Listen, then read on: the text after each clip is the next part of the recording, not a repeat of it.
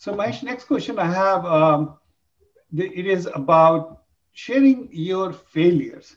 And when I say failure, I don't mean only professional, but personal also, because the idea here is I want people to see that, how you came out of the failure. What did you learn? How did it change you? Because you worked in 4 different countries or different Yeah. big companies, Yeah. and I believe you started from India and Yeah. ended up in Australia. So it's a big journey, and Yeah. and for sure in this journey you may have gone through ups and downs.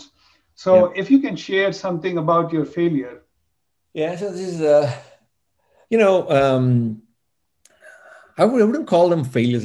More like I see a lot of things as setbacks. And I've worked in projects where the project has been shelved, right? And Sure. then you go and look at it, it's like, oh man, we did put so much effort into it, and then it got canned. I've worked on startups where I've put in a lot of effort into it, and it's I've invested a lot of my own time, and which kind of like equals money into it, Hmm. and nothing's actually come out of it.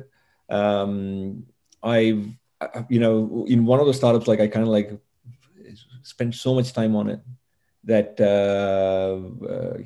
not making any money out of it. I was just using up all my savings and everything else. we Mm. had a we had a deposit for a house that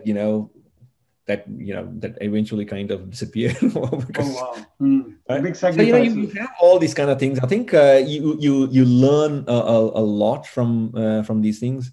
um, uh, I think like I should say that I'm doing fairly okay, in terms of my career and where I am in life and so on and so forth. Um, so the only advice is like everybody's got setbacks, right? I mean, it's eventually you can't be bogged down by that. And you see some of the big, I suppose, really successful entrepreneurs and so on and so forth. They probably had several failures before they've come up with this big Sure. idea and become Yeah. a huge success, right? I generally tend to be a little bit risk averse, right? And Mm. so when you do have failures, such as startups not doing really well and so on, you kind of like fall back into let me go back to what I know best. Just go work for someone, just use my own skills and do it, and so on and so forth. Mm. And then you do have family and children and everything that you want to support. You got to kind of like Yeah. start taking a bit more conservative approach to things, right? True. True. So the one advice is like, I would say that, if people want to take a lot of risks and things like that, just take it in the early part of your life when you don't have a Yes. lot of these things to worry about, right? And then, and True. True. then you have these failures, you can quickly bounce back. So Yeah. I suppose the older you get, you're a little bit more risk averse, Yeah. and you're a little bit more afraid of failures, I would say, right? So you try More to take, responsibilities, yeah, so it more become responsibilities and things difficult. like that.